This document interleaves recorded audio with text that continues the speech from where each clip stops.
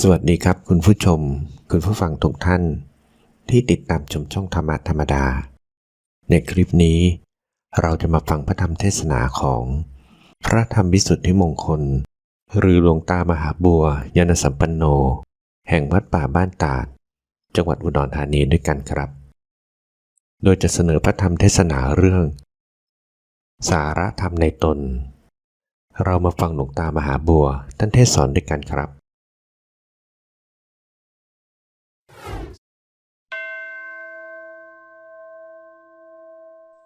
พระเราไม่เหมือนฆราวาสผิดกันทุกอย่าง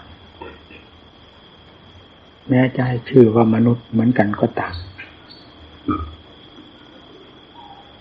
แต่เพศของพระนี้เป็นเครื่องประกาศให้ทราบความเคลื่อนไหวทุกอาการนับแต่ภายในใจออกมาต้องมีแบบมีฉบับมีกฎเกณฑ์ข้อบังคับเพื่อเหตุผลคืออัตธรรมตลอดถึงพระวินัยล้วนแล้วแต่เป็นข้อบังคับเพื่อความเป็นพระโดยสมบูรณ์พระของพระพุทธเจ้าคือพระสาวกอรหัตอรหันต์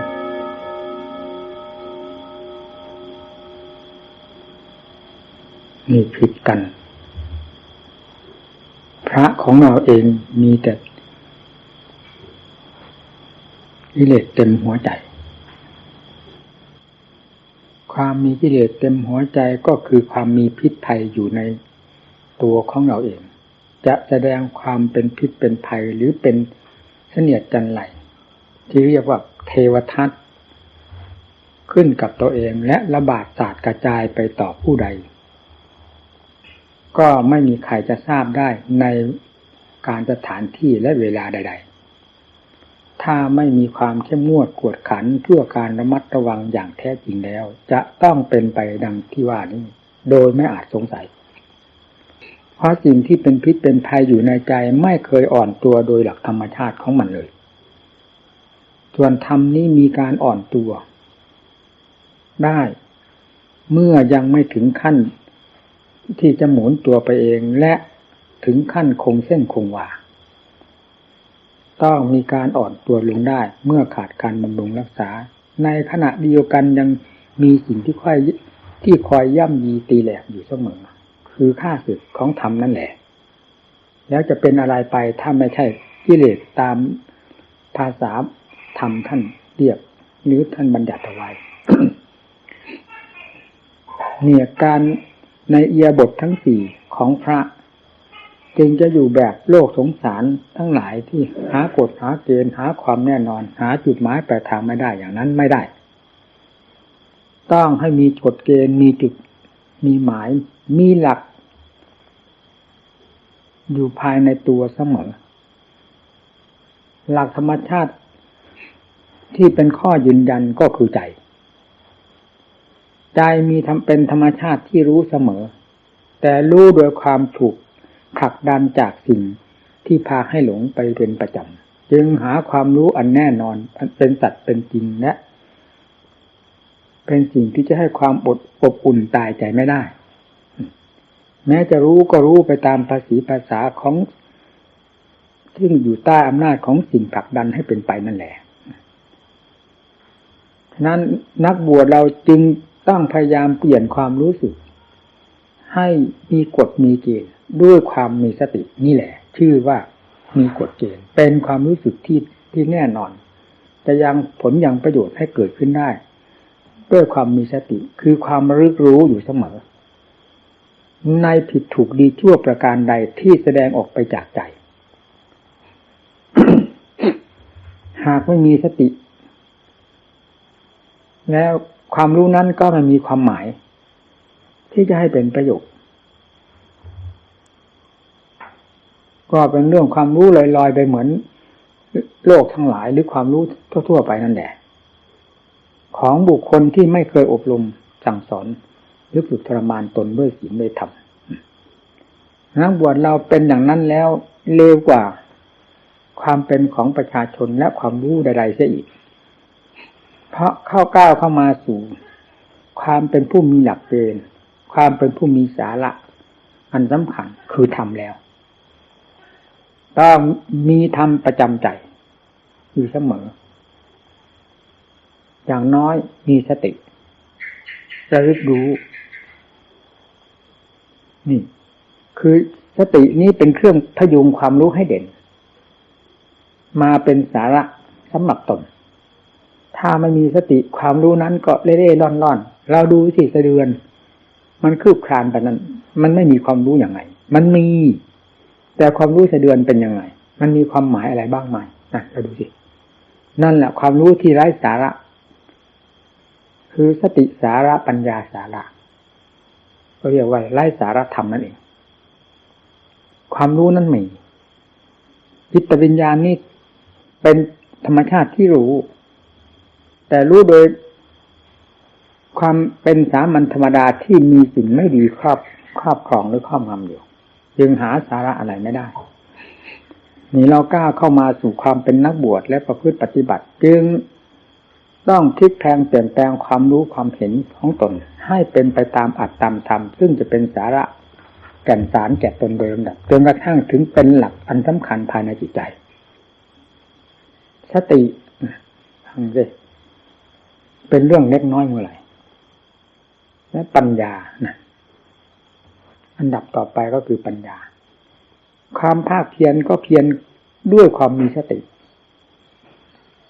อันดับต่อไปก็เพียรด้วยความมีปัญญาเป็นเครื่องกำกับเพียรไม่มีสติไม่เรียกว่าเพียรเพียรปราศจากปัญญาไม่เรียกว่าเพียรเพียรต้องมีสติเพียรต้องมีปัญญาอดทนต้องมีสติต้องมีปัญญาไม่ใช่อดเฉยๆทนเฉยๆเรื่องของความเพียรเป็นเช่นนี้หรือเรื่องของการบำเพ็ญตนเป็นเช่นนี้ผิดกับกิจการงานทั้งหลายอยู่มากทีเดียวเราทำอะไรเช่นหนึ่งเราทำอะไรหรือเราเดินไปตามธรรมดาสติไม่ต้องไปเกี่ยวข้องกับการก้าวเดินการก้าวเดินก็เป็นไปได้ธรรมดาแต่การประกอบความภาคเพียรทางด้านจิตใจเพื่อจะแก้หรือถอดถอนกิเลสนี้ต้องมีสติเป็นเครื่องกำกับนอกจากนั้นก็มีปัญญาเป็นคู่เคียงกันไปจึงจัดว่าเป็นผู้มีความเพียรความรู้เฉยๆไม่มีสติกำกับก็ไม่ผิดอะไรกับความรู้ทั่วๆไปไร้ผลไร้ประโยชน์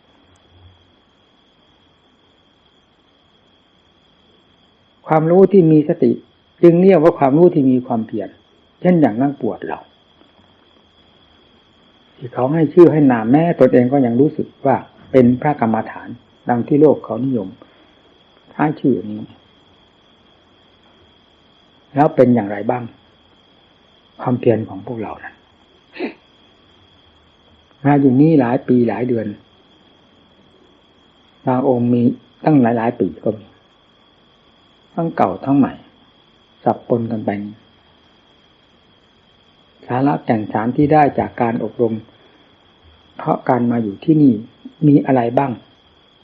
เป็นเครื่องหรือเป็นหลักใจนี่ความขาดสติความขาดความสนใจ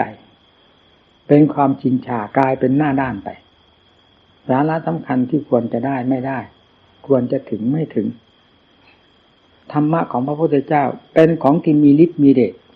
ควรแก่การปราบปรามกิเลสให้สิ้นซากไปจากใจได้แต่ถ้ามาอยู่กับโมฆะภิกษุ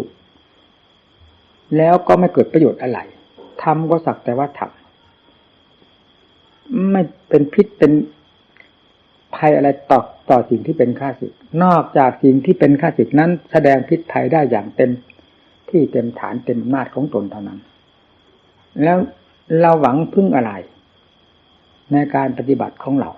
เมื่อเป็นดังที่กล่าวมานี้วันนี้ก็เป็นเช่นนี้และวันหน้าจะเป็นเช่นไรถ้าไม่ใช่เป็นไปตามนิสัยดังที่เคยเป็นอยู่นี้เท่านั้นเพราะนั้นเป็นแต่เพียงมืดกับแจ้งหลักใหญ่เป็นอยู่กับตัวกับใจของเรานี้เท่านั้นถ้าเราฝึกนี้ไม่ได้แล้วกี่กับกี่การตายทิ้งเปล่าๆก็ไม่เกิดสาระอะไรขึ้นมาเลยแล้วอย่าคอยว่าจิตดวงนี้จะหลุดพ้นไปได้โดยหลักธรรมชาติของมันเพราะความพอตัวในการอยู่ในวัฏฏะสงสารนี้ จะนานแสนนานแล้วจนอิ่มตัวแล้วหลุดพ้นไปได้ด้วยความอิ่มตัวในสมมุติในกิเลสตัณหาอาสวะทั้งหลายนี้เราอย่าไปหวังไม่เคยมีพระพุทธเจ้าพระองค์ใดมาตรัสไว้อย่างนั้นนอกจากจะทำให้กิเลสมันหวานคอมันลงไปเท่านั้นเขี่ยลงเถียงมันก็ไม่อยากยอมลงให้ปล่อยให้สับให้ยำซะจนแหลกเลยลาบไปก็ยังไม่อยากจะลงจากเขียงเท่านั้นนี่จิตประเภทนี้เป็นจิตที่ชินชาหน้าด้านอยู่บนเขียงไม่ยอมลงถ้าเป็นเนื้อก็เนื้ออยู่บนเขียงไม่ยอมลงเนี่ยจิตประเภทของผู้เป็นเช่นนี้ก็เหมือนกันเราอย่าคอยว่าจิตจะหลุดพ้นจากกิเลสตัณหาอาสวะเพราะความปล่อยไปตามยถากรรมอยู่ไปกินไปนอนไปบวชไปหลายปีหลายเดือนหลายพรรษานอกจากเป็นความหน้าด้านขึ้นโดยลำดับลำดาหาความภาคเพียรไม่ได้เลยและมีความฝักใฝ่ใส่ใจต่อความชั่วช้าละโมบทั้งหลายเท่านั้นไม่มีความสนใจที่จะประพฤติปฏิบัติตนเพื่อความถอดถอนกิเลสแล้วกิเลสตัวใดที่จะมีความเบื่อหน่ายต่อจิตดวงนี้เราก็ไม่เคยเห็นเหมือนกันและจิตดวงนี้จะมีความเบื่อหน่ายต่อกิเลสตัณหาโดยไม่ต้องใช้ความพิจารณาและชำระสะสางก็ไม่มีอีกเหมือนกันด้วยเหตุนี้ศาสนาจึงมีเพื่อชำระสะสางพระพุทธเจ้าจึงมีเช่นเดียวกับโรคบางประเภทมันเกิดแล้วมันหายมันได้เช่นโรคหวัดถ้ามีโรคแทรกแต่ถ้านี่มันไม่ใช่โรคหวัดละสิโรคกิเลสฝังใจเป็นโรคหวัดเมื่อไหร่มันโรคจะทำคนให้ตายจมอยู่ในวัฏสงสารนี่โดยหาประมาณไม่ได้เลยว่ากี่กับกี่กันไม่มีความอิ่มพอไม่มีต้นไม่มีปลายตามหลักธรรมท่านสอนมาอย่างนั้นหาต้นหาปลายไม่ได้หมุนกันไปหมุนกันมาเช่นเดียวกับมดแดงไต่ขอบด้งนั่นแหละไต่ไปไต่มาไต่อยู่ของเก่าเข้าใจเป็นของใหม่เรื่อยไม่มีความอิ่มพอหาทางออกไม่ได้พร้อมกับความไม่สนใจที่จะออกเลยมันเป็นเช่นนั้นเรื่องของกิเลสจูงหัวใจสัตว์จูงหัวใจใครก็ตามเราจะไปคุ้นเคยกับกิเลสว่าจะจูงออกให้หลุดพ้นจากทุกข์เข้าสู่พระนิพพานกิเลสหมดทั้งโคตรทั้งแท้ไม่เคยเห็นพระนิพพานมันจะจูงเราไปที่ไหนนอกจากจูงสัตว์ทั้งหลายลงในนรกจมไปจมมาอย่างนี้เกิดในภพนั้นภพนี้ซึ่งอยู่ในอำนาจของมันตลอดเวลาเท่านั้นจะไปไหนหาทางไปไม่ได้ แล้วเราจะหวังอะไรทุกวันอะไรวิเศษเกิดมานี้กี่ปีกี่เดือนจนกระทั่งมาได้มาบวชเป็นพระเราเห็นอันใดเป็นสิ่งที่วิเศษวิโสยิ่งกว่าอัดกว่าทำมองไปสิมองไปไหนก็รูปอะไรนั่นแน่ฟังเสียงอะไรมันวิเศษวิโสอะไรตาใครหูใครจมูกลิ้นกายของใครก็สัมผัสสัมพันธ์กับสิ่งเหล่านี้ทั้งนั้นทั่วโลกดินแดนใครได้รับความวิเศษวิโสกับสิ่งเหล่านี้พอที่จะตื่นฟุ้งเฟ้อเห่อเหิมหรือลืมเนื้อลืมตัวไปตามสิ่งนี้จนกระทั่งไม่รู้จักยับยั้งชั่งหัวใจตนบ้างเลยว่ารายได้รายเสียเป็นยังไงการสัมผัสสัมพันธ์กับโลกธาตุสมมุติอันสมมุตินับแต่ขันของเราเป็นต้นไปถึงขันภายนอกสิ่งภายนอกนี่มานานแสนนานจนป่านนี้อะไรที่พอให้เราได้รับความวิเศษวิโสที่ให้เกิดความดูดดื่มและเป็นสุขสมใจเราบ้างมีไหมเท่าที่ผ่านมานี้มีตั้งแต่สิ่งที่ให้ผิดหวังทั้งนั้นอะไรเพราะอะไรมาก็หลุดมือเพราะอะไรมาก็หลุดมือใครเป็นคนสมหวังในโลกนี้ที่เกี่ยวข้องกับสมมุติทั้งหลายดังที่กล่าวมาเหล่านี้มีใครเป็นคนสมหวังบ้างเห็นไหมถ้าเป็นสิ่งที่สมหวังแล้วทำก็ไม่เป็นของวิเศษอะไรเลยโลกนี้อยู่ในนี้ก็พออยู่พอกินพอเป็นพอไปแล้วไม่จำเป็นจะต้องสอดแสวงหาธรรมซึ่งเป็นความสุขความเจริญและวิเศษวิโสอันใดเลยโลกนี้ก็วิเศษพอแล้วเดี๋ยวนี้ที่เราว่าเราไม่มีความอิ่มพอก็เพราะเรื่องถูกหลอกต่างหากของกิเลสที่มันอยู่ในหัวใจมันไม่ทำความอิ่มพอให้แก่ผู้ใดและใครก็ไม่มีความอิ่มพอในมันเพราะเราโง่แล้วไม่ทันกลมายาของมันอยู่ปากคอกปากคอกอะไรมันก็อยู่ที่ตรงปากตาแล้วนั่นแหละถ้าว่าปากนะปากตาปากหูนั่นจิตคิดยับออกมาก็ออกแล้วกิเลสออกมาพร้อมแล้วนั่นละปากคอกใหญ่คือจิตกิเลสมันอยู่ที่นั่นอะไรมันทำงานใช้หมดทำงานใช้หมดกว้านออกมาใช้หมดเราไม่ทันมันเลย นี่กลของมันเป็นเช่นนั้นถ้าไม่ฝึกทำขึ้นมาเพื่อเป็นคู่แข่งกันแล้วรสชาติของมันที่เคยสัมผัสมาแล้วและรสชาติแห่งธรรมที่เราผิดขึ้นมาด้วยความภาคเพียรของเรามีสมาธิธรรมเป็นต้นมาเป็นคู่แข่งกันแล้วเราจะไม่ทันเรื่องของรสชาติของกิเลสและกลอุบายของกิเลสนี้ตลอดไปเลยไม่มีที่จะรู้ตัวได้ถ้าไม่ผิดธรรมขึ้นมาเป็นคู่แข่งรสชาติของธรรมเป็นอย่างไรให้ได้รับรสชาติของธรรมนับแต่สมาธิธรรมขึ้นไปนั่นแหละจะเริ่มเห็นเหตุเห็นผลกันไปโดยลำดับหากจิตหาความสงบร่มเย็นไม่ได้แล้วก็ไม่มีที่จะรู้สึกตัวจะหลงตลอดเวลาอยู่อย่างนี้ไม่ว่าอิริยาบถใดแล้วหาสาระอะไรได้ไหมไม่มีจุดที่หมายอะไรเลยอยู่ไปวันหนึ่งเวลาอยู่ที่นี่ก็ใจก็หาหลักเกณฑ์ไม่ได้แล้ววันพรุ่งนี้ก็จะเหมือนกันในชาตินี้ก็เป็นอย่างนี้ชาติหน้าเราตื่นอะไรเอาความวิเศษวิโสมาจากอะไรจากชาติหน้าการเปลี่ยนแปลงในความเกิดแก่เก็บตายนี้เท่านั้นไม่ได้เปลี่ยนแปลงเพื่อความเป็นศีลเป็นธรรมเพื่อความหลุดพ้นเราจะเอาความวิเศษวิโสอะไรมาจากความเกิดความตายนี้ชาติปิทุกขาชราปิทุกขามรณะปิทุกขังท่านก็บอกไว้ชัดๆอยู่แล้วมันวิเศษวิโสอะไรเรื่องการเกิดการตายเป็นความทุกข์ความทรมานของสัตว์โลกโดยทั่วไปไม่มีสัตว์ตัวใดที่รับความสุขความสบายเพราะความเกิดความตายนี่เลยเรายังเห็นความวิเศษวิโสจากอะไรอีกที่ความเกิดความตายผิดให้เราเห็นอยู่นี่มันมีความวิเศษวิโสอันใด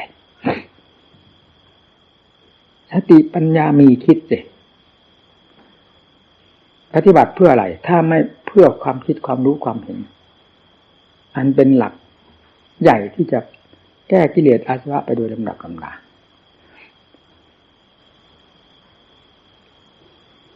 วันหนึ่งหาจุดที่หมายไม่ได้เลยทำไงผู้ปฏิบัติ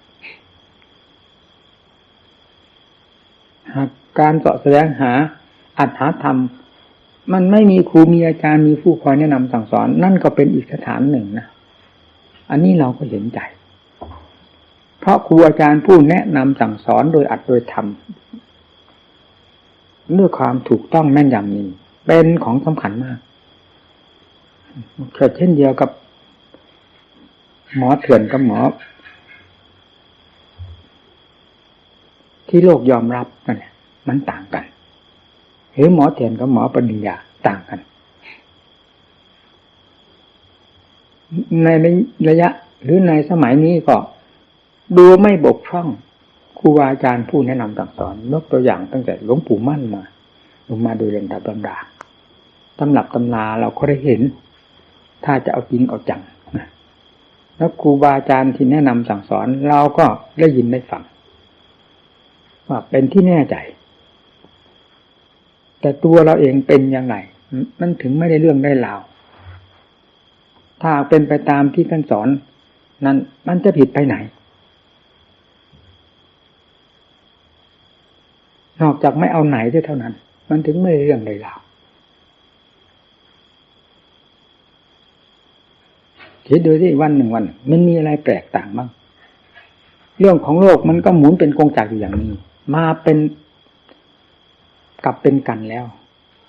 ตื่นลมตื่นแรงไปอะไรใครอยู่ในโลกนี้ก็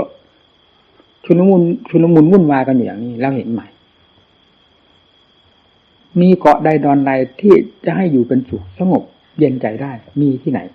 ในบุคคลผู้ใดในฐานหรือชาติชั้นวรรณะใดมีไหมถ้าไม่มีธรรมเป็นเครื่องอบอุ่นอยู่ภายในจิตใจแล้วใครจะหาหลักเกณฑ์ที่ไหนก็หาไปเถอะไม่มีหลักธรรมชาติเป็นอย่างนี้เพิ่งอะไรธาตุสี่ดินน้ำลมไฟหรือแร่ธาตุต่างๆมีอยู่ถมไปเหล่านี้พาใครให้วิเศษวิโสมีไหมมันติดอันนี้ทั้งนั้นแหละทุกวันนี้แล้วตั้งแต่กลับไหนกันใดมาก็ติดอยู่อย่างนี้แล้วยิ่งผิดขึ้นมาหลอกกันไปที่ไหนมีแต่ผีหลอกกันหมดแล้วเราก็เอามาหลอกเราอีกนะ หาของจริงไม่ได้มีแต่ของหลอกแล้วเพลินกันไปเลยเป็นบ้ากันไปหมดทั้งชาวบ้านชาววัดวัตถุเป็นของสำคัญมากนะเดี๋ยวนี้ยิ่งออกหน้าออกตาอะไรแต่อันนี้ขึ้นหน้าขึ้นตาออกหน้าออกตาพระอะไรเป็นบ้าไปด้วยวัตถุนี่อีกนะทำไม่มีครองใจไม่สัมผัสสัมพันธ์ธรรมพอที่ให้เกิดความกระหยิ่มยิ้มย่องในใจมีแต่เรื่องของโลกก็บืนตายไปอย่างนั้นมีแต่ความหิวความกระหายความโกรธกวายนี่แต่ความหวังไม่มีอะไรสนองความหวังนั่นเลยเล่นเรายังไม่รู้หรือเรายังไม่คิดอยู่เลยเรายังไม่บวกลบคูณหารบ้างหรือความเป็นในใจของเรามันเป็นอย่างนี้ทำอย่างเข้าไปมากน้อยก็รู้เองนี่นะเพียงสมาธิความเท่านั้นก็เย็นใจแล้วเนี่ยแล้วปัญญายิ่งอย่างลงไปด้วยแล้วก็ยิ่งเห็นความขาดไปแห่งอารมณ์หรือกิเลสทั้งหลายโดยลำดับลำดานี่ก็ได้เทศเต็มสติกำลังความสามารถแล้วกับหมู่กับเพื่อนที่เข้ามาเกี่ยวข้องกับผมนี่เป็นเวลาตั้ง30 กว่าปีแล้วก็ได้เทศเต็มเม็ดเต็มหน่วยเรื่อยมาเต็มสติกำลังความสามารถแต่ผลที่จะปรากฏบ้างมันไม่ค่อยมีหรือไม่มีนี่เองทำไง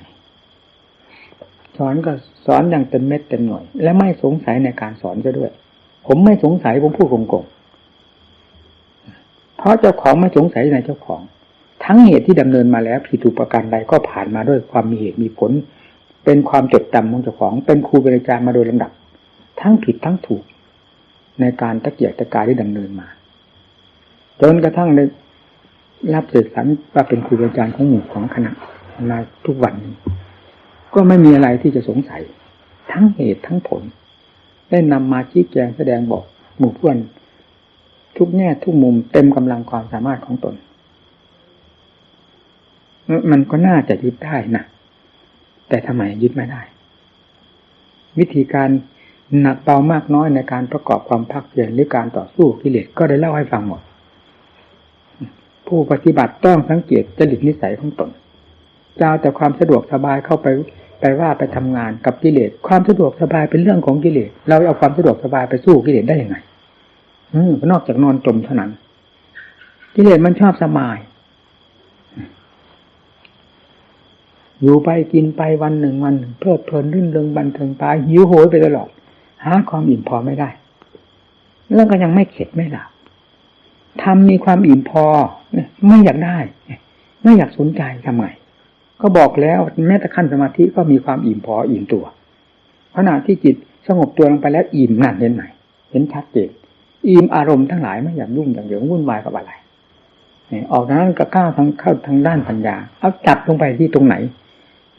อันนี้จังทุกขังหน้าตามันเป็นไฟอยู่ภายในกายในใจของเราทั้งนั้นเอาสติปัญญาจับลงไปฟาดลงไปเลยมันก็รู้เองเพราะความจริงมีอยู่อย่างเต็มตัวไม่ว่าจะเป็นรูปเป็นเวทนาสัญญาสังขารวิญญาณและเรารอบหัวใจเรามันมีแต่สิ่งเหล่านี้ทั้งนั้นสติปัญญารอบลงไปจับลงไปทำไมจะไม่เข้าใจเมื่อเข้าใจตรงไหนมันก็ขาดออกไปให้สิ่งที่จะมากดท่วงจิตใจก็เบาบางลงไปโดยลำดับจนกระทั่งถึงขาดออกหมดไม่มีอะไรเหลือมันก็รู้อยู่ที่ใจนี่ก็ธรรมะเหล่านี้เป็นธรรมะที่สดๆร้อนๆจะพึ่งผู้ปฏิบัติจะพึงรู้ที่ใจของตัวเองด้วยกันทั้งนั้นท่านก็บอกแล้วว่าปัจจังตตังเวหนึ่งและสันติปิโกหนึ่งบอกใครก็บอกผู้ปฏิบัตินั่นแหละธรรมนี่ไกลอยู่ที่ไหนมีไกลที่ไหนมีสูงมีต่ำที่ไหนมีอยู่ที่หัวใจมีว่าคือว่าล้าสมัยที่ไหนมีอยู่ที่หัวใจนี่เอาลงไปตรงนี้สิผู้ปฏิบัตินี่เหลวไหลไปมาเขามากมาสับปนกันแล้วเลยยุ่งไปหมดหาหลักหาเกณฑ์ไม่ได้อยู่เก่าก็เป็นอีกแบบหนึ่งผู้อยู่ใหม่ก็เป็นอีกแบบหนึ่งมาใหม่เป็นอีกแบบหนึ่งแล้วมีตั้งแต่แบบที่น่าทุเรศน่ะจะทำยังไงผู้ปกครองเรื่องกิเลสมันออกได้ง่ายที่สุดนะก็บอกแล้วมันเร็วที่สุดไม่มีอะไรเร็วเกินกิเลสก็บอกแล้วเราตามมันไม่ทันถ้าไม่ดูที่หัวใจตลอดเวลาตามไม่ทันเราจะไปตื่นแต่เงานะที่มันออกไปวาดภาพอยู่ข้างนอกมันเป็นบ้ากับมันอย่างนั้น หาความรู้ตัวไม่ได้แหละนี่จึงลำบากอยู่มากนะการปฏิบัติธรรมเวลามันจิตมันอยากอยู่ด้วยสิ่งที่อยากความเพียรก็ต้องให้หนักมือนั่นหลักเกณฑ์เป็นอย่างนั้นถ้าความเพียรไม่หนักมือก็ไม่สมเหตุสมผลกับสิ่งที่มันอยากซึ่งมันมีน้ำหนักมากกว่าความเพียรความเพียรต้องในหนักเนี่ยต้องหาอุบายพลิกแพลงเปลี่ยนแปลงอยู่เสมอในเรื่องความภาคเพียรอิริยาบถต่างๆพลิกตัวอยู่เรื่อยๆไม่งั้นไม่ทันเราจะเอาแต่ว่าสักแต่ว่าทำแต่ว่าทำตามเวลาอะไรหรือมีโครงการอย่างนั้นอย่างนี้ไม่เรื่องต้องดูหัวใจเจ้าของสิ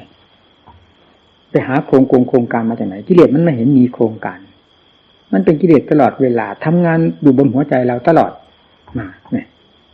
เราทำงานอยู่ด้วยสติปัญญาศรัทธาความเพียรในหัวใจเราตลอดไปไม่ได้เหรอมันทำไมจะทำไม่ได้กิเลสมันยังทำได้ทำไม่ได้พระพุทธเจ้าบริสุทธิ์ได้ยังไง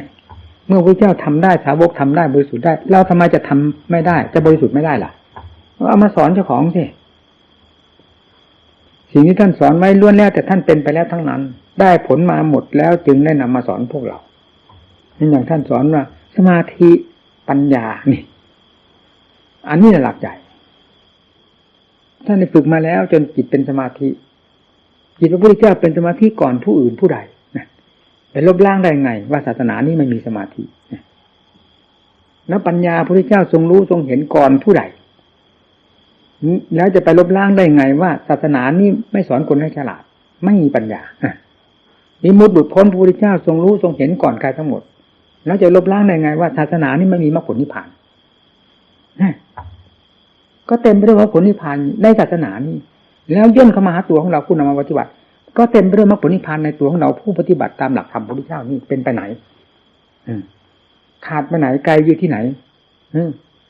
คือที่ไหนล่าสมัยที่ไหนถ้าไม่ถูกต้มจากกิเลสเท่านั้นมันต้มมานานแล้วนานนะเหมือนอย่างเรื่องเกิดเรื่องตายก็เหมือนกัน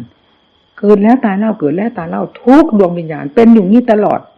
ทั่วโลกดินแดนหาความบ้างจากความเกิดความตายของสัตว์ไม่ได้เลยมันยังหลอกยังต้มสัตว์ทั้งหลายว่าตายแล้วสูญได้อีกเห็นไหมแล้วเราโง่ขนาดไหนดูสิเรานี้มีตั้งแต่เรื่องเกิดเพราะฉะนั้นเต็มแผ่นดินอยู่นี่เต็มโลกเต็มสาวนี่เกิดมาจากความมีเอาความมีมาเกิดความสูญเอามาเกิดไม่ได้มันเอาของมีอยู่มาเกิดถ้าสีดินน้ำเลยน้ำลมไฟไม่มีเอามาเกิดได้ยังไงนะใจมีใจไม่มีจะเป็นเชื้อพา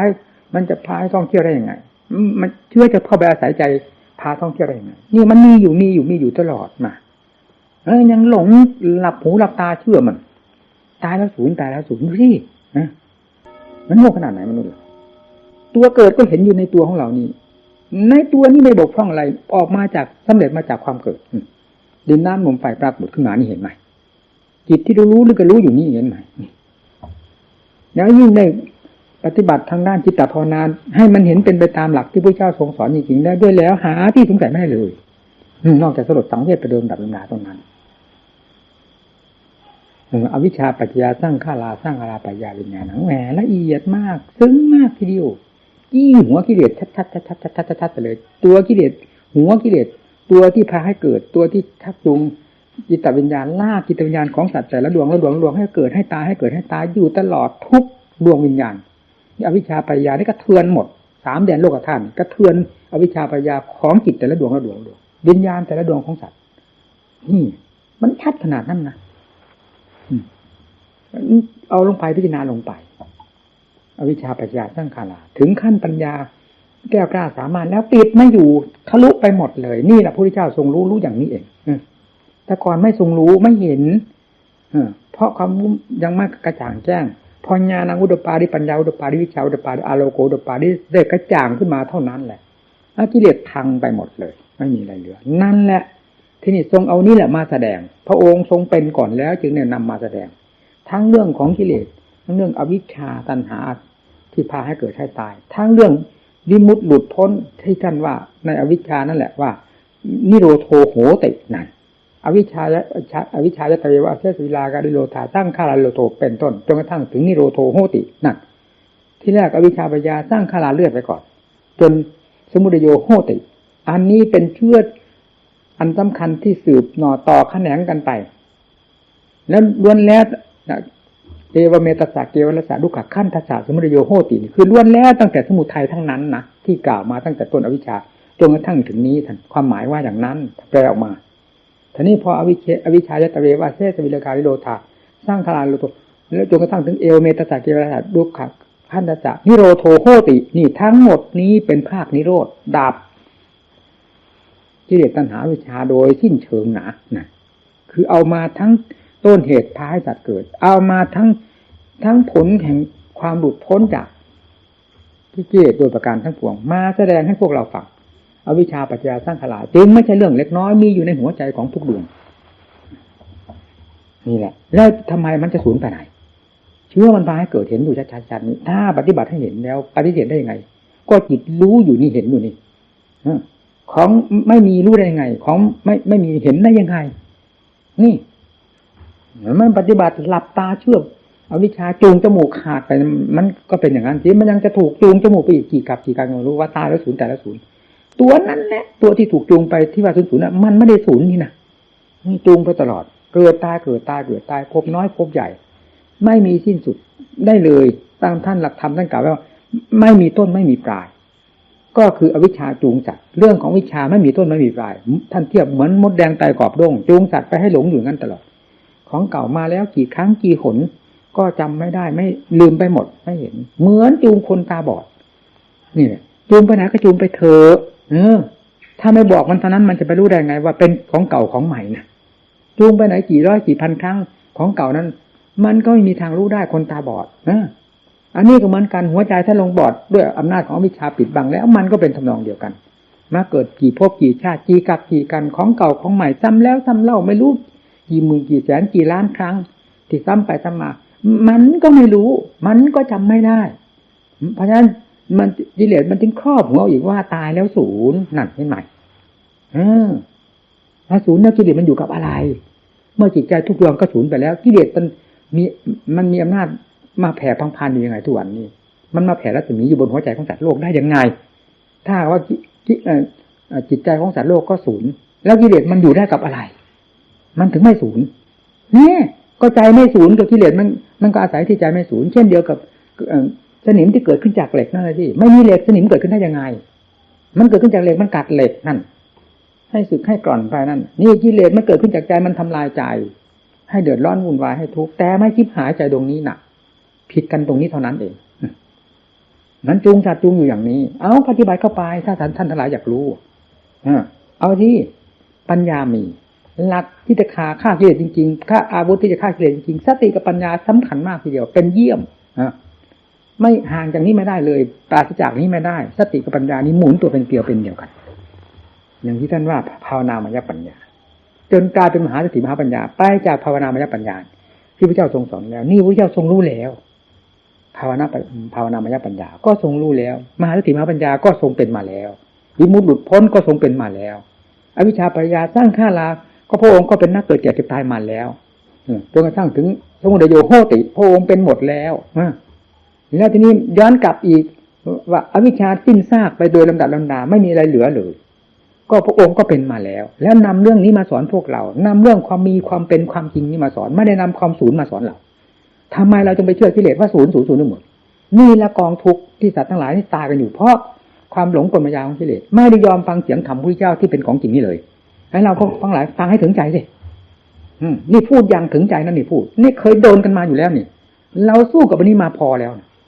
ไม่ใช่เอามาพูดอย่างเปล่าๆไม่ว่าไม่ใช่แบบนำเรื่องพระเจ้ามาพูดอันนั้นเป็นหลักฐานอันใหญ่ที่พระเจ้าทรงเป็นมาแล้วแล้วหลักฐานอันใหญ่สำคัญที่เป็นคู่เป็นพยานกันเรียกว่าสันทิฏฐิโกเราต้องปฏิบัติสิให้มันรู้มันเห็นอย่างนั้นที่นี้พูดอย่างอาถรรพ์ไม่จะทกสถานเพราะเป็นความจริงอย่างนี้แล้วข้อในข้อนี้เราก็เห็นดังพระพุทธเจ้าท่านเป็นศาสดาพระองค์เดียวเท่านั้นสอนโลกได้ทั้ง3โลกทำไมจึงสอนได้ทั้ง3โลกล่ะคนอื่นใครสอนได้มีไหมก็เพราะความรู้ความสามารถของพระองค์ที่เห็นประจักษ์พระทัยนั่นเองเห็นอยู่รู้อยู่นี่น่ะทำไมจะไม่อาถรรพ์เห็นอยู่นี่รู้อยู่นี่เห็นไหมนอกจากคนตาบอดไม่เห็นท่านตาดีท่านเห็นท่านชี้ให้ดูนี่เห็นไหมเหมือนกับอยู่ในฝ่ามือนี่ดูนี่อยู่ในฝ่ามือผู้ตาดีก็หยิบได้เห็นได้ตามท่านดังที่ว่า อุคติตัญญูวิปจิตัญญูเนยยะนี่พวกนี้รู้ได้เห็นได้เป็นลำดับหนาพวกมีหูมีตารู้ตามพระองค์พวกปัทภปรมะมันก็หมดท่ายอมไม่กิเลสลากจมูกไปขาดไปเรื่อยๆไปไม่มีสิ้นสุดเลยแต่ว่าเอาตายแล้วศูนย์อย่างนี้ตลอดไปแล้วกันลากพวกที่ตายแล้วศูนย์นี่แหละให้ไปเป็นทุกข์ทรมานอยู่ตลอดเวลาเพราะความจริงมันไม่ศูนย์นี่นั่นโอ้ยยาวทรงรู้หมดแล้วในเรื่องเหล่านี้อย่างที่ว่าปัญญาอย่างที่ผมพูดตะกี้นี้เรายอมรับถึงขั้นมันเป็นของธรรมผู้ปฏิบัติทำไมจะไม่เชื่อพระเจ้าสดๆร้อนๆมันเป็นอยู่ในหัวใจเรานี้เป็นในหัวใจพระเจ้าฉันใดก็เป็นหัวใจเราฉันนั้นไงถ้าเรื่องฆ่ากิเลสก็เหมือนกันถึงระยะที่สติปัญญามีพอตัวแล้วมันเป็นอย่างที่ว่านี้จริงๆอยู่ไหนก็อยู่เถอะในยบททั้ง4จะไม่มีปัญหาใดเลยมากีดมาขวางกิเลสตัวใดปรากฏขึ้นมาพังหมดถ้าลงสติปัญญานี้ได้เกิดขึ้นมาแล้วโดยหลักธรรมชาติโดยอัตโนมัติของตัวเองเพราะอำนาจของสติปัญญาขั้นนี้มีพอแล้วเป็นเองไม่ต้องมาฝึกมาอบรมนี่ขั้นเป็นเองเป็นอย่างนั้นขั้นที่ยังล้มลุกคลุกคลานก็เหมือนอย่างเราท่านทั้งหลายที่ปฏิบัติอยู่นี่แหละเอาเกือบเป็นเกือบตายก็ให้มันเหยียบเอาอย่างนั้นน่ะเหมือนกิ้งครกขึ้นบนจอมปลวกกิ้งไปมันกิ้งทับหัวเราต่อหน้าต่อตาเพราะเราไม่มีกำลังสามารถต้านทานมันไว้ได้นี่กิเลสซึ่งเป็นเหมือนครกก็เหมือนกันเวลามีอำนาจมากมันกิ้งทับเราอย่างนั้นเหมือนกันผมเคยเป็นมาแล้วทั้งนั้นไม่ใช่เอามาคุยอวดหมู่เพื่อนนะผมพูดตามความจริงบางทีน้ำตาร่วง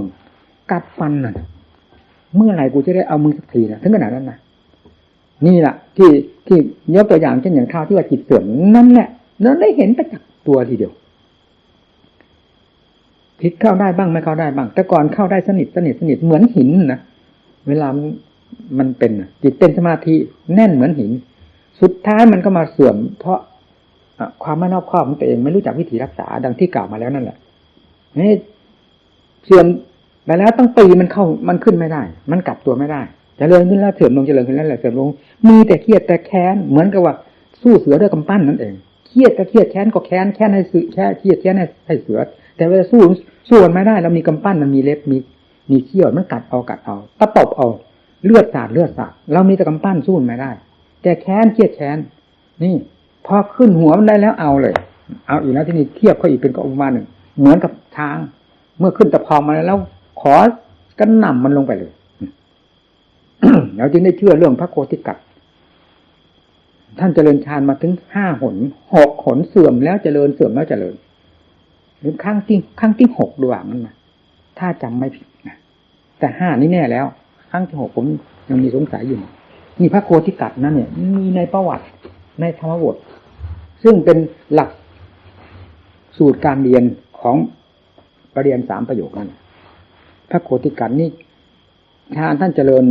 สมาธิสมาบัติเจริญแล้วเสื่อมเจริญแล้วเสื่อมถึง5 หนจนกระทั่งถึงจะฆ่าตัวตายนั่นพิจารณาสิเราไม่ต้องเอาไปมากกว่านั้นเราบอกจนถึงจะฆ่าตัวตายนี่ก็ถึงจุดอันสมบูรณ์แล้วเราเป็นอย่างนั้นจริงๆเวลามันเสื่อมลงไปนี่ความเครียดความแค้นนี่แหมทุกข์นี่ทุกข์แสนสาหัสไม่มีอะไรทุกข์ยิ่งกว่าในหัวใจเรานะไม่มีอะไรทุกข์ยิ่งกว่าสมาธิเสื่อมแต่ก่อนไม่ได้สมาธิไม่เป็นจิตไม่เป็นสมาธิมันก็เทียบกันได้กับคนที่เขาหาเช้ากินเย็นนั่นแหละเขาไม่เคยมีเงินหมื่นเงินแสนเงินล้านเขาจะเอาอะไรมาเสียใจเพราะความร่มจมของเงินหมื่นเงินแสนเงินล้านเราเขาหาเช้ากินเย็นเขาสบายกว่าคนมีเงินแสนเงินล้านที่ร่มจมไปด้วยเหตุการณ์อะไรหนึ่งนั่นผู้นั้นจะร้อนมากที่สุดนี่ก็เหมือนกันคนที่ไม่เคยเจอสมาธิก็จะเอาอะไรมาเดือดร้อนนี่เคยเป็นมาแล้วเวลาจิตเสื่อมนี่ไม่ร้อนเป็นฟืนเป็นไฟอยู่ไหนหาความสะดวกสบายไม่ได้แต่มีอย่างหนึ่งที่น่าชมอยู่คือไม่ถอยเอาใช้ได้เอาอะไรเครียดแค้นเพื่อสู้จนกระทั่งถึงจิตได้เข้าสู่ภาวะเดิมแล้วไม่เสื่อมนั่นแหละที่นี่นะเอาอย่างหนักเลยเนี่ยในชีวิตของผมหรือในการปฏิบัติของผมก็มีพรรษานั้นที่ว่าเลยล่ะคือพรรษา9กับพรรษา10เอากันอย่างหนักมากทีเดียวพอได้จิตก็สมาธิได้ที่แล้วก็ได้บอกกับตัวเองพูดกับตัวเองเลยทีเดียวภายในจิตใจนี่แหละไม่ได้พูดออกมาออกปากปังๆแป้งอะไรแล้วตัดสินใจกับตัวเองเรียกว่าทำความเข้าใจกับเราว่า ถ้าจิตของเราได้เสื่อมคราวนี้แล้วเราต้องตายเท่านั้นเป็นอย่างอื่นไปไม่ได้นู่นน่ะฟังสินี่แหละทำให้เชื่อพระโพธิกัตนะมันจะตายแน่ๆไม่ทราบว่ามันจะตายด้วยแบบไหนผมก็ไม่รู้นะแต่มันจะเป็นอย่างอื่นไปไม่ได้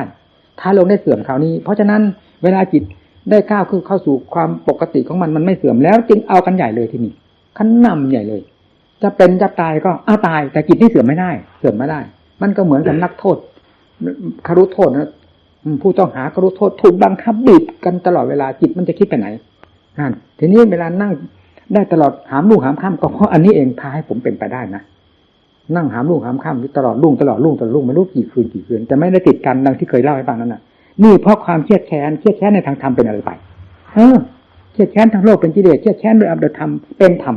ไม่งั้นไม่ทันกิเลสกำลังของจิตด้านธรรมะไม่มีสู้กิเลสไม่ได้กิเลสมีกำลังธรรมะไม่มีกำลังสู้กันไม่ได้ความเครียดแค้นของกิเลสมาแบบหนึ่งความเครียดแค้นของธรรมเป็นอีกแบบหนึ่งเพื่อฆ่ากิเลสนั่นมันแก้กันอย่างนี้ที่ว่ามรรคแก้ฆ่าสมุทัยแก้สมุทัยล้างสมุทัยเป็นอย่างนี้ธรรมะแก้กิเลสแก้อย่างนี้ให้ท่านทั้งหลายเข้าใจนะนี่พูดด้วยความแน่ใจทีเดียวไม่ได้มีความสงสัยในการปฏิบัติตัวเองเพราะได้ผ่านมาแล้วเป็นอย่างนี้นี่ถึงเวลาจิตมีกำลังเอากันอย่างขนาดนั้นนั่งจนก้นพองเลยว่าไงพองก็พองมันไม่สนใจนี่นะจะว่าอะไรวัดกันซะจนความฉลาดแหลมคมในขณะที่มันจนกรอบจนมุมมันจะเป็นจะตายจริงๆมันไม่มีทางออกมันช่วยตัวเองก็เห็นชัดๆโอ้โหคนเรานี่มันไม่ได้โง่อยู่ตลอดไปนะนั่นมันก็รู้ในเวลานั้นเองถึงคาจนกรอบจนมุมแล้วมันช่วยตัวเองได้นะเพราะเราก็ได้ช่วยตัวเองอย่างนั้นจริงๆไม่เคยเห็นความอัศจรรย์ของสติปัญญาที่มันจะไปได้อย่างรวดเร็วหมุนตัวเป็นเกลียวไปอย่างรวดเร็วขนาดนั้นเราก็ไม่เคยเห็นนี่แล้วได้เห็นไปแล้วจิตที่ถูกสติปัญญาหว่านล้อมรักษาไว้อย่างด้วยดีลงถึงขั้นอัศจรรย์ก็ได้เห็นแล้วในเวลาที่นั่งตลอดรุ่งนั้นได้เห็นชัดเจนมาโดยลำดับนั่นเป็นเครื่องฝังใจนี่พูดถึงเรื่องความเครียดแค้นให้กิเลสเป็นอย่างนั้นนะพอก็หลังจากนั้นไปแล้วก็เป็นทางด้านปัญญาเอาที่นี่ปัญญาอันนี้ไม่ต้องในบังคับถึงขนาดนั้นแหละทีนี้นะอันนี้เป็นปัญญาประเภทหนึ่งที่ได้เอาอย่างผ่านผลนี่ในชีวิตของเราก็ไม่เคยเห็นก็ได้เห็นไปแล้วในตัวของเราเองแต่นี้พอถึงขั้นที่สติปัญญาก้าวเป็นน้ำซับน้ำซึมหรือเป็นน้ำไหลลินหรือโจรลงมาจากภูเขามันก็เห็นแล้วไม่มีเวลาเอาที่นี่แหละที่ว่ากิเลสอยู่ไหนอยู่เถอะที่นี่ก้าวแล้วก้าวเดินแล้วสติปัญญาก้าวเดินแล้วที่นี่เรียกว่ากองทัพธรรมสติธรรมปัญญาธรรมวิริยะธรรมอุตสาหะธรรมทุกอย่างกลมกลืนเป็นเดียวกันแล้วพุ่งเลยนี่เรียกว่าภาวนามยปัญญาหนุนกันไปจนกระทั่งเป็นมหาสติมหาปัญญาหลังจากตื่นขึ้นมาจนกระทั่งถึงหลับขณะไหนว่าจิตนี้ได้เผลอไปมีไหมไม่มีนั่นฟังสิไม่มีนั่น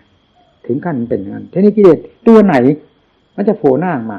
มีแต่ค้นหากิเลสโดยทางเดียวที่จะให้กลัวกิเลสนั้นเกิดกิเลสขึ้นไม่มีแต่เอาให้เจอตัวไหนพังเลยเจอตัวไหนพังเลยนั่นแล้วท่านมันไม่มีอะไรเหลือภายในใจมันก็รู้นี่ว่าไงเอาจนกระทั่งถึงมันรอบหมดไม่มีอะไรเหลือเลยขาดสะบั้นไปหมดระหว่างจิตกับโลกธาตุที่มันเคยสัมพันธ์เกี่ยวเนื่องกันจนกระทั่งแกะไม่ออกหรือค้นหาไม่เจอว่าอะไรเป็นจิตอะไรเป็นสิ่งเกี่ยวข้องจนกระทั่งไม่เจอเลยมันก็เจอที่ว่าไงขาดสะบั้นจากการเห็นชัดเจนแล้วมันไม่เชื่อพระเจ้าจะเชื่อใครเป็นคนสอนไม่ทำเหล่านี้ใครเป็นคนรู้มาก่อนแล้วถ้าไม่ใช่พระพุทธเจ้านี่เรารู้จากใครจากคำสอนของพระพุทธเจ้าแน่ทำไมมันจะไม่ยอมรับพระพุทธเจ้าพระสาวกอรหันต์ทั้งหลายแล้วไกลที่ไหนพระพุทธเจ้ากับสาวกทั้งหลายไกลที่ไหนมันอยู่ในความจริงสัจธรรมนี้ด้วยกันทั้งนั้นแล้วเวลานี้สัจธรรมมีไหมพวกเราหรือพวกพระปลอมเหรอไม่มีหรือสัจธรรมทุกข์คืออะไรมีไหมบีบไหมหัวใจเราเอาหัวใจไม่ต้องเอามาร่างกายสมุทัยเป็นยังไงมันดิ้นรนอะไรบ้างเดี๋ยวนี้สมุทัยมีไหมถ้าปัญญาอยู่ที่ไหนเอามาแก้กันที่ฟาดกันลงไปมันแหลกเลยเนี่ยสัจธรรมอยู่ที่นี่ตรงนี้แหละองค์ที่จะเชื่อพระพุทธเจ้าเชื่อพระธรรมพระสงฆ์เชื่อธรรมทั้งหลายจะเชื่อที่ตรงนี้สัจธรรมเป็นที่ผิดความวิเศษขึ้นมาพระพุทธเจ้าวิเศษขึ้นด้วยอำนาจแห่งอริยสัจสี่สาวกอรหันต์ทั้งหลายวิเศษด้วยจากอริยสัจสี่เป็นเรื่องผิดเนี่ยเอาลงไปที่มันจะรู้เองไม่ต้องถามใครหรอกเห็นอย่างชัดเจนภายในตัวของเราสงสัยอะไรนี่ถึงขั้นที่รู้มันรู้จริงๆอย่างนั้นจะว่าไงศาสนาจึงได้กล้าพูดว่าศาสนานี่สดๆร้อนๆนะสดๆร้อนๆนะไม่มีคำว่าโน้นว่านี้ว่าใกล้ว่าไกลนะอยู่ที่ในวงปัจจุบันคือสัจธรรมในหัวใจของเรานี่โดยเฉพาะเอาลงไปให้มันรู้สิ มันรู้จะหมดแล้วที่นี่มาเทียบเรื่องหัวใจที่มีกิเลสมาดั้งเดิมตั้งแต่การไหนๆก็ตามจนกระทั่งถึงวาระที่กิเลสได้พังออกจากใจแล้วมันต่างกันยังไงใจตรงนี้น่ะแต่ก่อนใจตรงนี้เองมันเป็นยังไงบัดนี้ใจตรงนี้เองเป็นยังไงมันไม่ได้ต้องไปถามใครล่ะสาธุพระพุทธเจ้าประทับอยู่ข้างหน้าเลยก็ตามไม่ทูลถามพระองค์ทำไมความจริงพระองค์สอนให้หมดทุกสิ่งทุกอย่างแล้วสงสัยที่ตรงไหนพระพุทธเจ้าบกพร่องที่ไหนการสอนสัตว์โลกน่ะถ้าไม่ใช่เราเป็นผู้บกพร่องเองนั่นมันก็ลงตรงนั้นเถอะจะไปไหนวะนี่มันโมโหนั่นนี่ก็ดียังไม่ทราบว่าเป็นโมโหนี่เป็นกิเลสด้วยเป็นก็ไม่ทราบไอ้สอนหมู่สอนเพื่อนมาสอนมาแทบล้มแทบตายมันไม่ได้หน้าได้หลังอะไรเลยสิ่งที่ไม่พึงปรารถนามันจะแสดงออกมาในสังคมของพระวัดตาบรรดาเนี่ยนั้นเป็นยังไงสิ่งที่พึงปรารถนาที่สอนแทบล้มแทบตายทำไมไม่ปรากฏมันเป็นอะไรไอ้สิ่งนี้พึงปรารถนามันแสดงมาหาอะไรเวลานี้มันจะเป็นงั้นนะอกจะแตกการสอนหมู่สอนเพื่อนก็สอนมาเต็มเม็ดเต็มหน่วยสอนไม่ได้สงสัยนี่นะใครจะว่ามากก็ตามเถอะเราอาจหารเต็มที่ในการสอนหมู่สอนเพื่อนว่าเราได้สอนเต็มภูมิไม่ได้มีอะไรลี้ลับไว้เลยนะทำไมเหตุผลเวลาผลมันแสดงมามันจึงไม่ปรากฏในสิ่งที่เราพึงหวังตามที่เราสอนนั้นมักจะแสดงเป็นเรื่องของกิเลสออกสนามมาทั้งนั้นออกแนวรบมาคือมาขึ้นเวทีต่อหน้าต่อตาให้เห็นตามหูตามตาอย่างนี้มันเป็นยังไงมันจะไม่กระอักเลือดออกแล้วเหลือผู้สอนนั่นน่ะท่านทั้งหลายไม่ได้คิดบ้างเหรอเท่านี้น่ะสอนก็หมดภูมิน่ะผมสอนหมู่สอนเพื่อนเพราะอยากพูดให้มันถึงลงไปอีกเนี่ยนะเมื่อเวลาพ่อแม่ครูอาจารย์มั่นมรณภาพกระเทือนไปหมดว่ายังไงสำหรับผู้ปฏิบัติต่ออัตต่อธรรมเพื่อความสัตย์ความจริงสำหรับผมนี่เหมือนกับโลกธาตุถล่มทีเดียวแหละเพราะขาดที่พึ่งผู้จะคอยแน่คอยบอกตลอดเวลาเพราะจิตดวงนี้ไม่ฟังใครเมื่อถึงขั้นหัวเลี้ยวหัวต่อแล้วมีท่านอาจารย์มั่นองค์เดียวที่เท่านั้นพอกราบเรียนพระท่านใส่ทีเดียวผางขาดสะบั้นไปเลยนี่ทำไมจะไม่หวังพึ่งท่านลงเห็นผลประจักษ์ใจอยู่ขนาดนั้นแล้วนี่ก็อยากจะให้หมู่เพื่อนได้เห็นเป็นยังไงมาเรากล้าที่จะสอนได้เต็มกำลังความสามารถของเราเพราะเราไม่สงสัยในการปฏิบัติมาตลอดถึงผลสอนหมู่เพื่อนสอนด้วยความแน่ใจเราอยากพบอยากเห็นผลของหมู่เพื่อนที่ปฏิบัติมาเป็นยังไงถ้าจะสอนไม่ได้จริงก็ให้มันรู้สิว่าเรานี่บทภูมิสอนไม่ได้โอ้ลูกศิษย์ที่ภูมิเก่งกว่าเราวะเราสอนไม่ได้ให้เรารู้เดี๋ยวนี้มันยังไม่เห็นนี่นะมันเห็นแต่เก่งแต่ของไม่เป็นท่าสิอันนั้นของไม่เป็นท่าแล้วมันเก่งไอ้สิ่งที่เป็นท่าสิ่งที่เรามุ่งหมายที่อยากให้เป็นมันไม่เห็นมันไม่เก่งกว่าครูเนี่ยเราอยากให้มันเก่งตรงนี้นะเราให้เราเลยยอมรับว่าอ๋อหมดแล้วหมดภูมิแล้วสอนไม่ได้แล้วนี่เก่งมากแล้วเลยครูแล้วมันไม่เห็นเป็นยังไงกองมหาสมบัติถ้าจะเทียบแล้วก็จะมีอะไรเท่ากองมหาสมบัติที่อยู่ในใจทำไมถึงถูกพูดคือกิเลสมันครอบเอาไว้หมดไม่มองดูมองไม่เห็นเลยนี่สิมันแตกออกมาก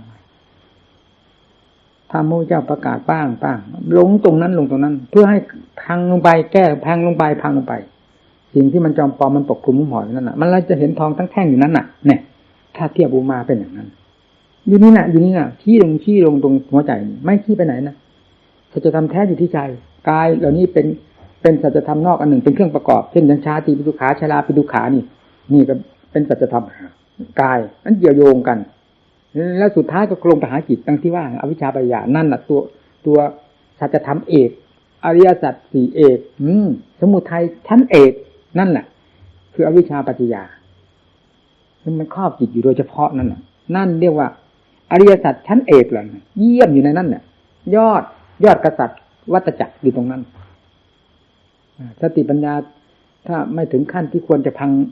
ทำลายได้จะไม่เห็นจะไม่ได้ทำลายเมื่อถึงขั้นแล้วเอาไว้ไม่อยู่พังหมดการแสดงธรรมก็เห็นว่าสมควรแล้วแค่นี้เหนื่อยผมอยากให้รู้เห็นจริงนะเพราะฉะนั้นถึงสอนเต็มเม็ดเต็มหน่วยสอนด้วยกำลังของใจจริงสอนด้วยกำลังเมตตาสงสารจริงไม่สอนเพื่ออะไรมองหาอะไรไม่เจอไม่เห็นใจของเราสอนหมู่สอนคณะเพื่ออะไรผมมองหาไม่เห็นนอกจากเพื่อหัวใจของหมู่นะเพื่อทำอย่างเดียวเท่านั้น แล้วก็สอนด้วยกำลังใจด้วยนะไม่ใช่สอนธรรมดาสักแต่ว่าสอนผมไม่ได้เป็นอย่างนั้นมีพลังความเมตตาออกมาจากความเมตตาสงสารมันเป็นพลังให้สอนอยากให้รู้อยากให้เห็นเพราะของที่ทุกคนรู้คนเห็นมีอยู่กับเราแท้ๆนี่นานี่แหละที่มันโมโหน่ะ เวลามันมีอำนาจมากนี่ผมไม่ดื่มนะไม่ทราบผมเป็นคนจริงจังมากมันจริงมากนิสัยเราจริงจังเวลาสู้กิเลสไม่ได้นี่น้ำตาพังเครียดแค้นขนาดนั้นนะผมมีมามียิ่งกว่ามีแต่มันสำคัญที่อันหนึ่งที่ว่ามันไม่ยอมถอยนี่นะเครียดแค้นนั้นเอามาเป็นกำลังใจจะเอามันให้ได้นี่มันเครียดแค้นอย่างนั้นนะไม่ใช่ขั้นอย่างที่ถอยนะพอมันถึงขั้นของมันน้อมนี่ล้างไม่อยู่เลยล่ะมันเวลาทำอำนาจของธรรมมันมีแล้วธรรมมีกำลังแล้วธรรมเป็นตัวของตัวขึ้นมาแล้วมันก็เหมือนกับกิเลสมันเป็นตัวของมันเนี่ยกระดิกมาแพบจับหัวใจเป็นกิเลสทั้งนั้นนะถ้าไม่มีสติดูไม่รู้นะมันกระดิกออกมาในความคิดความปรุงเรื่องอะไรๆนี่เป็นเรื่องของกิเลสทั้งร้อยทั้งร้อยเหมือนวัวปากคอกของตอนไหลออกอยู่นั่นอยู่ปากคอกกิเลสทั้งนั้นไหลออกเที่ยวหากินป้วนเปี้ยนเพ่นพ่านนี่เวลามันมีอำนาจกิเลสมีอำนาจเป็นอย่างนั้นแล้วนี่พอทำมีอำนาจมันก็แบบเดียวกันนี่ก็ทำออกได้เห็นได้ยินก็ตามไม่ได้เห็นได้ยินไม่ต้องอาศัยสิ่งภายนอกเข้ามาสัมผัสเป็นเหตุเป็นผลก็ตามเถอะนะเรื่องหัวใจนี้เพราะมันอะไรมันก็มีอยู่ในนี้แล้วมันขึ้นของมันเองมันเป็นเหตุเป็นผลมันนี่ทีนี้ถ้าพูดถึงเรื่องว่าการต่อสู้ก็เหมือนกับว่าชุลมุนหรือตะลุมบอลแล้วจะหาเหตุหาผลไม่ได้เวลาตะลุมบอลกันอันนี้ระหว่างกิเลสกับธรรมเมื่อเราธรรมมีกำลังแล้วก็หาเหตุหาผลไม่ได้เหมือนกันนะเรื่องฆ่ากิเลสด้วยเหตุผลกลไกอะไรหาเหตุหาผลไม่ได้คือเราไม่หานี่มันหมุนของมันติ้วอยู่นั้นเลยอยู่ที่ไหนกิเลสมันก็พังอยู่ที่ไหนกิเลสมันก็พังไหนกิเลสอยู่ที่ไหนปัญญาก็เกิดอยู่นั้นตลอดเลย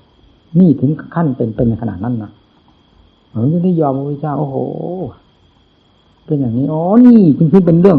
วิชาธรรมประเภทนี้จึงเป็นวิชาธรรมฆ่ากิเลสนั่นมันลงความจำได้หมายรู้สาธุเราไม่ได้ประมาทนะมันเป็นเพียงเป็นปากเป็นทางเพราะนั้นเอาจริงจังมันไม่ได้นะความจดความจำมาแต่เราไม่ได้ประมาทว่าไม่เกิดประโยชน์นะหากเป็นปากเป็นทางแล้วเวลามันจะเป็นตัวจริงเป็นองค์สัจธรรมจริงๆคือปัญญาจริงๆสติจริงๆแล้วมันเป็นอย่างนั้นแหละพุ่งมาอยู่ที่ไหนก็เกิดอยู่ที่ไหนก็เป็นนี่ตลอดเวลาไม่ได้คิดให้เป็นก็เป็นตั้งใจไม่ตั้งใจก็เป็นถึงขนาดที่ว่าล้างเอาไว้ฟังที่ล้างเอาไว้คือมันเพลินในงานในการฆ่ากิเลสในการขุดค้นหากิเลสนั่นเป็นงานของจิตล้างก็คือว่าให้เข้าสู่สมาธิสงบพักเอากำลังนั่นนะคุณงานพอจิตออกจากที่สงบแล้วมันก็มีกำลัง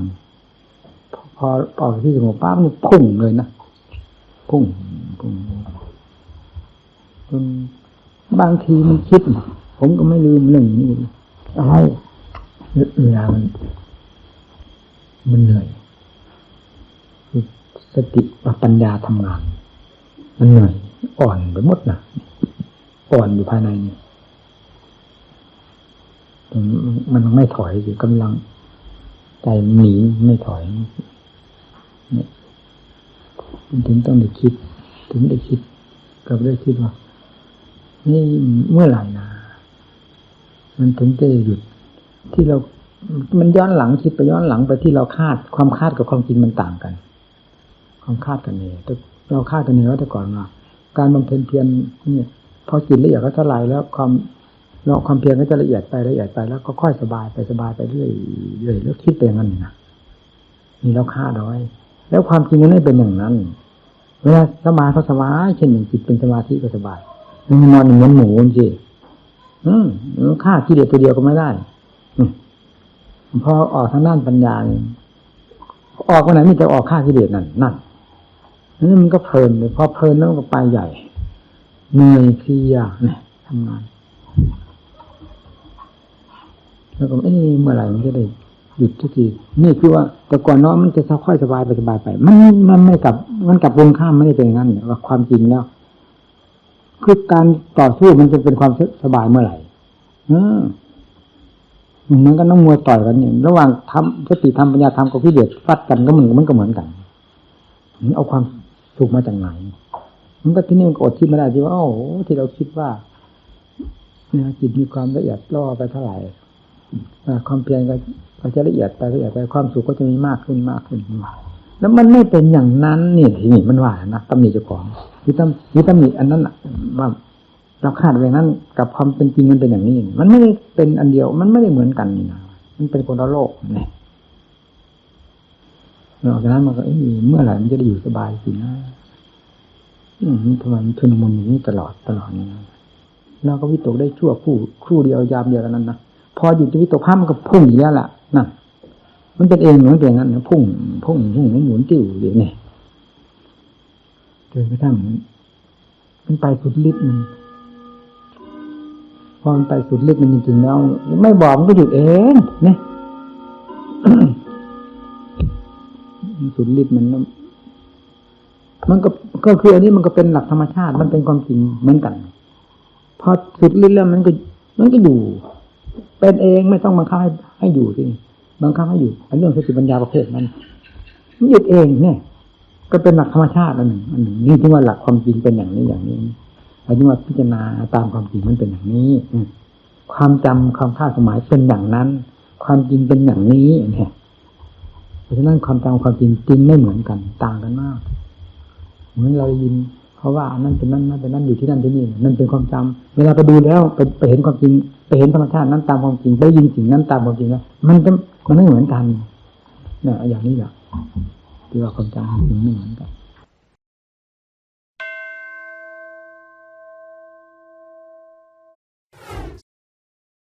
ทำความดีอย่าไปท้อคนไม่เห็นความดีของเราก็ขอให้เราเห็นความดีของตัวเราก็แล้วกันเราทำความดีเพื่อเราไม่ได้ทำความดีเพื่อผู้อื่นผู้ใดโอวาทธรรมหลวงตามหาบัวยานสัมปันโนขอขอบคุณทุกท่านที่ได้สนับสนุนช่อง YouTube ธรรมะธรรมดาด้วยครับทุกครั้งที่ท่านดูอย่าลืมช่วยกันกดไลค์กดแชร์เพื่อเป็นการทำให้คลิปธรรมะของเราได้มีการเผยแพร่ออกไปมากขึ้นและที่สำคัญอย่าลืมกดติดตามช่องธรรมะธรรมดาด้วยนะครับขออนุโมทนาบุญกับทุกท่านที่ร่วมรับฟังด้วยกันครับสาธุ